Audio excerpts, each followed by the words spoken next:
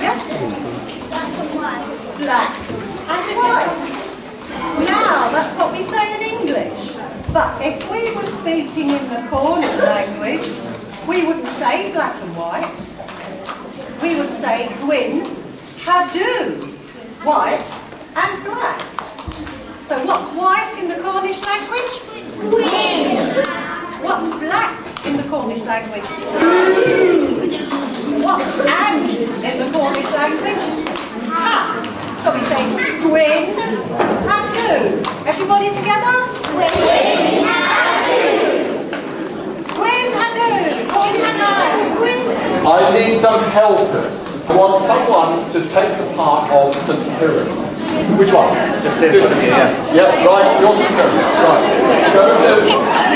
Go to my wonderful, beautiful assistant, and she will dress you up. I need a fox, a badger, and a bear.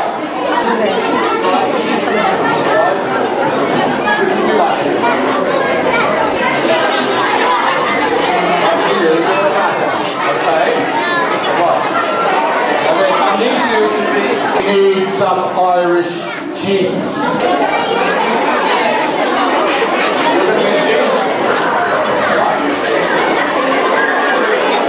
There's a special cheese now. Any more cheese? 2 more. St Piran had a Cornish father and an Irish mother, and he spent a lot of his time in Wales. Because in those days, all those hundreds and hundreds of years ago, people travelled around a lot in the Celtic world, and they didn't go on roads much because there weren't any roads much. And it was a pretty wild place. Cornwall was a pretty rough place, and the rest of the western parts of Britain were pretty rough. But they went on the sea, so they could easily sail across to Ireland or Brittany, go across all over Europe. Some people say that Piran himself actually did travel all over Europe, and that's where he became a Christian. And other people say, no, he was brought up a Christian. And nobody's quite sure of that. Now, he was growing up in Wales. Where is he? Here he is. He hasn't got his cross. Take it off. He's not really a young man. Right, here he is. He's a young lad growing up in Wales. Now, he liked nothing better than to do nothing. Some of us are like that. I'm a bit like that sometimes. Not all the time. Now, his mum and dad weren't very keen on this because he wouldn't do anything useful, he wouldn't get a proper job, and so they got a bit desperate. And as he got a bit older, when he should be getting a proper job, all he wanted to do was go out in the countryside and sit around and look at things and study things, wild animals, plants. And he'd sit sometimes for hours just thinking, as if you're thinking. Like this. And he called it contemplating. If you won't get a proper job here, we'll send you over to Ireland. You've got some aunties over there, they can look after, and you've got a granny over there. And you know what grannies all think about their grandsons, they all think they're wonderful. So you can go over there for a bit and just chill out over there. So he went on a boat across to Ireland and stayed with his relatives over there. But he carried on doing his contemplating and just the same. Now as he grew up, he was a Christian, remember, as he grew up, he found that all the knowledge he had gathered from studying plants, and studying people and all sorts of things, he found he had a gift, a special gift. Well, he had two actually. One was he could heal people when they were very ill, because he knew all about herbal remedies. Just build me a little chapel. So they did. And outside the old chapel, there happened to be a big old round millstone. And it was quite big and heavy. And they had to make the chapel bigger. Then they had to build a kitchen in this little building to feed people when they came.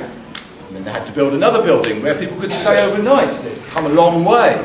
If they were ill, they'd come to be healed by Piran. And very soon, the place was getting quite big. And they began calling Piran the bishop.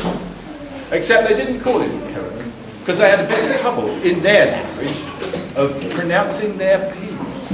Okay. Bishop Kieran, and he was very popular. And they soon called him Bishop Kieran, and the buildings they called an abbey. And lots of people came and they wanted to learn how to do it. And the local chiefs, let's see these local chiefs. Where's the other two? This one, here's the king of the chiefs, and here's another one. Come on, let's have it all together out here, please.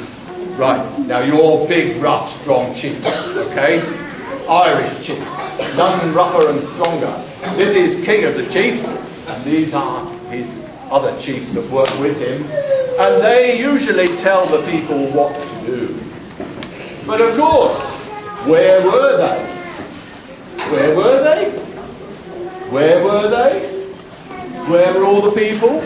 They were down the abbey listening to Bishop Kieran. And they weren't doing the work they should have been doing. And the chiefs were a bit cross about it. So, things got very, very difficult. And they grabbed one of their people and they said, "What have you been doing?"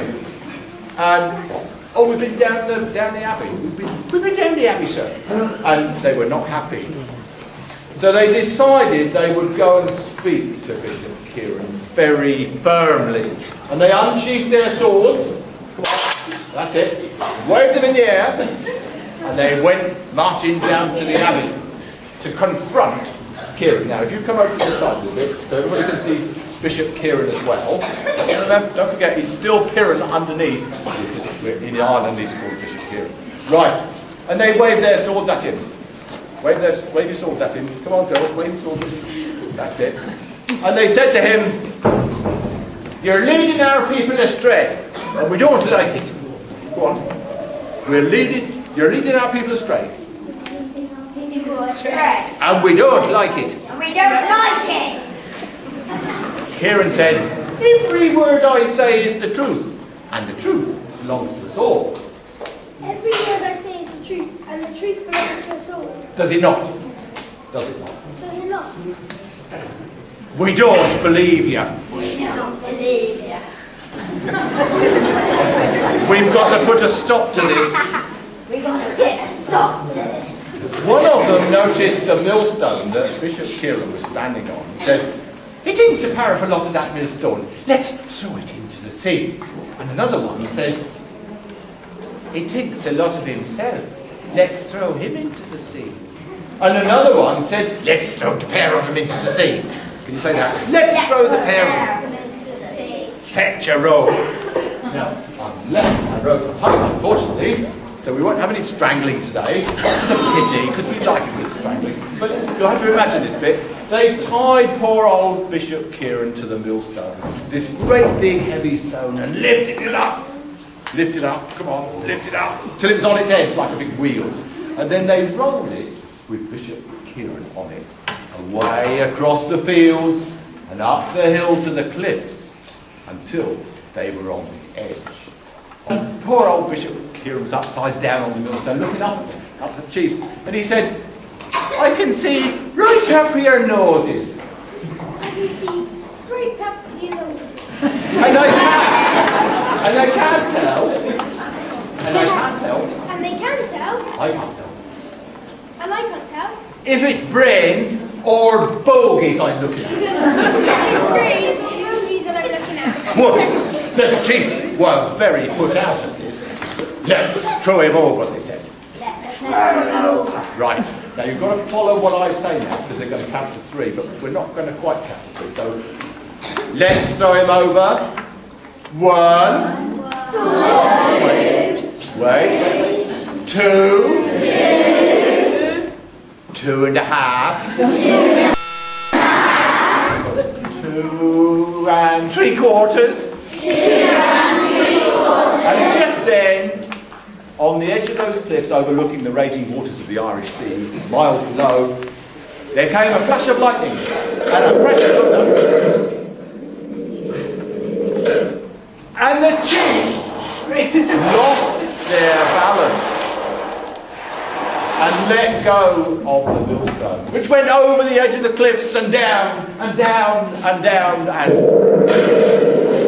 into the raging waters of the Irish Sea. tied to it. It disappeared out of sight. A great plume of icy water shot up the full height of the cliffs and a bit more and landed on the heads of the chiefs, soaking them to the skin. Be cold and soaked to the skin. They didn't like it. They did not like it one bit. But while they were peering over the edge of the cliff, looking all that way down to where the water was, they saw a great boiling in the water. They saw a great foaming and a boiling. And up comes the millstone with Pirans still sitting on it, tied on, like bobbing about like a cork in a teapot. And he looks up at them, right up at the top of the cliff. He says, I can still see up your noses. I can still see up your noses. Well, the chiefs didn't know what to say. They really didn't know what to do. They realised that they had seen a very wonderful miracle, that he must really be a very holy man, and that they had been rather wrong in throwing him over the edge of the cliffs. Although they didn't actually quite. It was the crash of lightning, wasn't it, really? Do you think? Well, we shall see. Anyway, he was bobbing away on the millstone, floating away from the shore. One of them said, "You ought to be made into a saint." Shout it out. You ought to be made into a saint. Now, old Pirans, he was on the millstone, bobbing about, and he managed to disentangle himself from the rope. He's on the waves. He's just swishing gently now, he's calmed down a bit. And he puts his hand in his pocket and he finds he's got a couple of fish hooks. So he teases out a bit of the rope, ties the fish hooks on, and he's jigging for mackerel. And he gets quite a few, like a holy man from what he's wearing, on a millstone, floating in the sea. Well, at that moment, a great wave came up, under the millstone. Pirans stood up on the millstone and, catching his balance just right, caught the slope of the wave really cool, and staying ahead of the breaking crest, he began to surf into the beach. Breaking crest got closer, and he just kept outside the tube, and he shot straight up the beach. The locals were there. He said, "Hi! Hi. Pirans the name. Pirans the name. Have some mackerel." Have some mackerel. He said, "I'm going to do that again."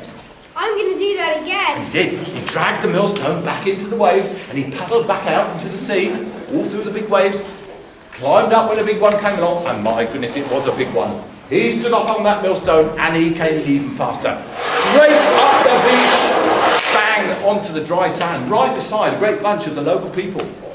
They were amazed. "You're Piran, washing him. That was amazing." "Oh," he says, "I'm getting good at this." And he wanted to have another go, but they wanted to talk to him. "Can we have a go at doing the same thing?" they said. Well, Piran said, "You might have to use something else for a surfboard. If you hadn't done any contemplating, you might not be able to use this one." So you can say that. You can just say, "You have to find another surfboard." You have to find another surfboard. Because you haven't done quite enough contemplating.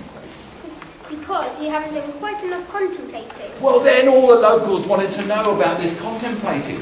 "Yeah, what's all this game then?